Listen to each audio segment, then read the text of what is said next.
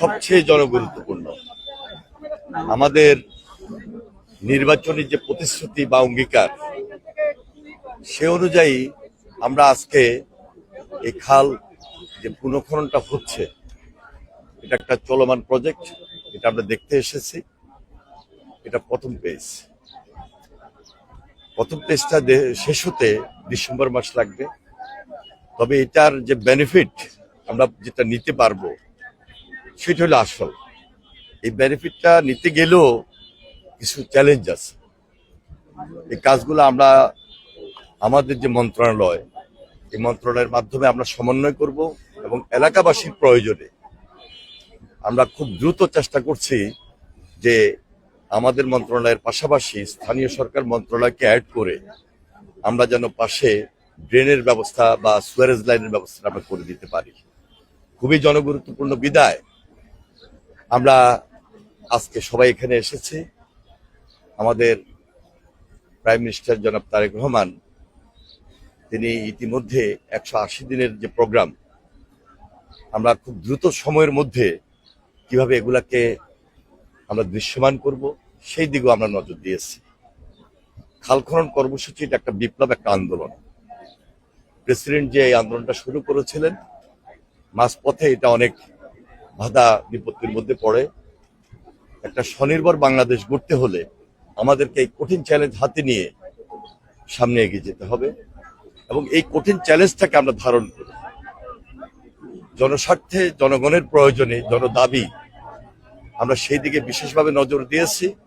আমাদের সরকার এই প্রথম পেজটা শেষ হওয়ার পাশাপাশি এখন থেকে আমরা শুরু করতে যাচ্ছি কিভাবে দ্বিতীয় ফেজ আমরা শুরু করব, তাহলে আমাদের জনসাধারণ উপকৃত এবং সম্পূর্ণ যে সুবিধাটা পাবেন সেদিকে আমাদের বিশেষ নজর দেওয়া।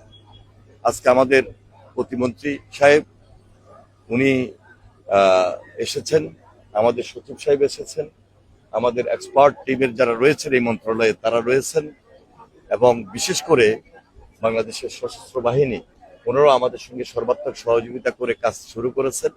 আমি সবাইকে আন্তরিকভাবে ধন্যবাদ জানাই এবং আমাদের এই অত্র এলাকার যারা জনসাধারণ রয়েছেন, উপকারভোগী, সুবিধাভোগী যারা রয়েছেন, আমি তাদেরকে বলবো এই প্রকল্পটি সম্পন্ন করতে গেলে আপনাদের বিশেষ সহযোগিতা প্রয়োজন। কারণ এখানে অনেক জায়গায় আপনারা লক্ষ্য করেছেন যে বাঁধ সৃষ্টি করা হয়েছে এবং বর্জ্য এমন ভাবে ফেলা হয়েছে যে এখান থেকে যদি আমরা এগুলো দূর না করতে পারি তাহলে আমরা পুরো সুবিধাটা নিতে পারবো না। অনেক জায়গায় অবৈধভাবে অনেক দোকান, বাড়িঘরও নির্মিত হয়েছে।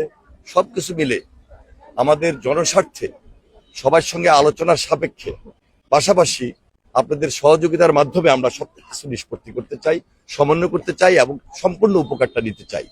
আশা করি আমরা এই প্রোগ্রামটাকে, এই প্রকল্পটাকে চ্যালেঞ্জ হিসেবে নিয়েছি এবং এই এলাকার স্বার্থে আমরা সেই চ্যালেঞ্জটাকে গ্রহণ করে সুবিধাটা জনসাধারণের মাঝে পৌঁছে দিতে সক্ষম হব।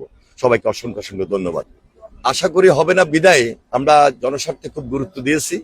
এই গুরুত্ব দেওয়ার মাধ্যমে জনগণের সুবিধা দৌড়গড়ে পৌঁছে দেওয়ার জন্য যা যা করণীয় দরকার সেই ব্যবস্থাটুকু, সেই উদ্যোগটুকু আমরা গ্রহণ করছি এবং করব।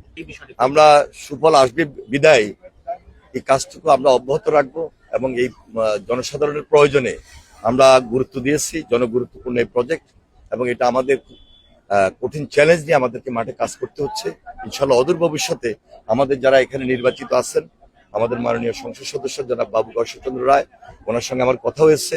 উনিও সার্বক্ষণিক সময় আপনাদের পাশে থেকে কাজগুলো করবেন এবং আমাদেরকে সমন্বয় করার ক্ষেত্রে যে সহযোগিতা দরকার সেই ব্যাপারে উনি নেতৃত্ব দেবেন ইনশাল্লাহ।